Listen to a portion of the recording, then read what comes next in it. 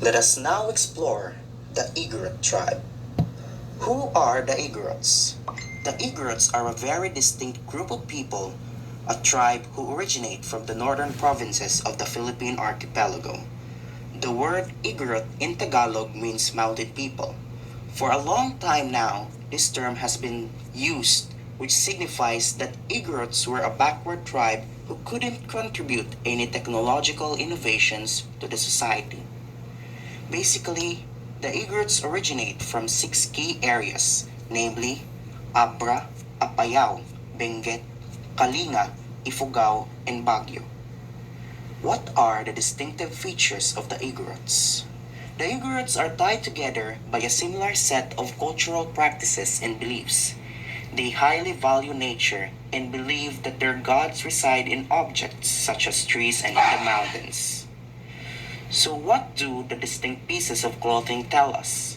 Women's clothing. It is very common for Igorot women to carry around blankets with them. If it's too cold, they wear these blankets. Usually, they are small in size and are called kudpas. These blankets are created through a very special process called heirloom weaving. Men's clothing. It is customary in the Igorot culture for a man to wear no apparel until the age of about 7 years. However, the men wear a headpiece called the suklang, which is very common in the Bontoc culture areas. Conical shaped hat and headbands. It is worn by those coming from the Bontoc area to protect themselves from heavy rainfall during the rainy season and is made out of beeswax and is also called being waterproof. Wanis. The apron worn in the lower part of the body is wanis. It is worn by Igorots from the Bontoc and Samoque areas. What is the livelihood of the Igorot? The Igorots are good farmers who have traditionally cultivated the sides of the mountains for planting rice and vegetables. What does head hunting and tattoos signify? In the earlier days, Igorots were known as head hunters who during warfare decapitate the heads of their rival tribes and put them in front of their houses. Tattoos was also a big part during tribal wars, for tattoos represent how brave and good a warrior would be. Number of tattoos of a person has proportionate to how many peoples they have killed or beheaded. What are the five ethno-linguistic groups? The Igorots can be subdivided into different groups that are now scattered all over the Cordilleras. Each has its own dialect and culture, and we have to remember, though, that they have subgroups, they also make up the Igorots as a whole. Bontoc tribe. They live in the central mountain province who speak Bontoc language. Kalinga tribe. They live in Kalinga and speaks Kalinga and Limos language. Isneg. They are also called Apayao, Isnag, or the Bagat Kabugao Itneg, and can be found in the northern Apayao. Kankanay, also known as Sagada or Bisao Igorot, located in the western mountain province and speaks the Kankanay language. Ibaloy. They are from the southern Benguet and are also known as Ibaloy or Nabaloy. What are the faith and rituals of Igorot? For centuries, Igorots were able to evade the religious conquest of the Spanish colonization and was able to preserve their own beliefs and rituals. At present, due to the exposure of the Igorots to certain faiths and given the right to choose their own religion, there are Igorots who are able to embrace their religions like Christianity and Islam. Traditionally, some Igorots believe in deities like Lumawig, who personifies nature and spirits of the dead called Anitos.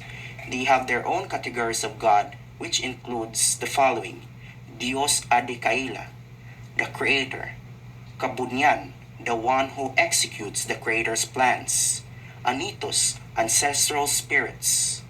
The Igorots also has rituals usually performed by their tribal leader, which is also known as Manbunong, who not just perform social functions but also spiritual and religious rites.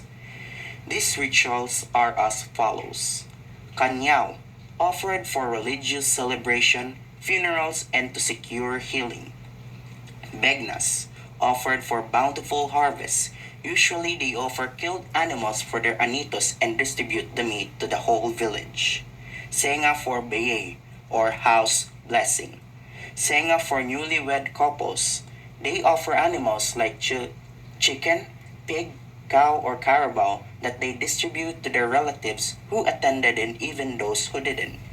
Egrets tend to attribute disasters and calamities to the favor or disfavor to the anitos. If there is any occurrence of misfortune that happens in the village, they sacrifice an animal wherein the manbunong will observe the bile of signs and omens. Dances are also part of the kanya wherein the movements and positions are circular and rhythmic, acting out certain animals as well as aspects of the hunt. During dances, they are also in traditional garbs woven in indigenous patterns or designs. One example of dance that flourished in the Igorot tribe is also known as balangbang. The balangbang is called talibeng in Western Mountain Province, while talifeng in Eastern Mountain Province, and an aninit in Bontok. Balangbang is also called as a victory dance. In older days, when there were tribal wars, balangbang was performed for successful head hunting. At present times, balangbang can be danced in any occasion such as weddings, begnas, cultural or presentations. In rare occasions, it was used for cleansing rites. Now, when they were in the cleansing rites, the term balangbang is used to describe the fact of beating gongs. Anyone can dance the balangbang. Men wear wanis, bed using red cloth, binekyeng, a cap made of rattan. Female may wear gateng, which is wrapped around their skirt. Bakget, or also known as their belt, and benge is beads that can also be made by snake bones. Basically, there are 7 to 9 gong players in this dance. In balangbang, someone can do the elwas. The elwas is a contrasting beat which is distinct from the regular beats of the rest of the players. It leads the sound of the gongs and the grace of the dance. There are 2 players doing the elwas to produce contrasting or resounding beat in perfect rhythm with the rest of the gongs. Without this, the performance will be mediocre. For the gong players, they should watch the leader closely and follow their steps. The ease of dancing balangbang depends on how the gongs are played properly. The gongs don't have to be beaten so hard, hence beat the gongs softly to let the sound reverberate properly. The right foot should always be the one to sikwat. Males can join the dance without playing the gong. Always watch the dancer before following the steps. Menyuko means bend forward, while menposipos means to rotate. Female dancers follow the steps of male dancers, however, they will follow their leader as their main priority. Dancers should always follow the steps of their leader.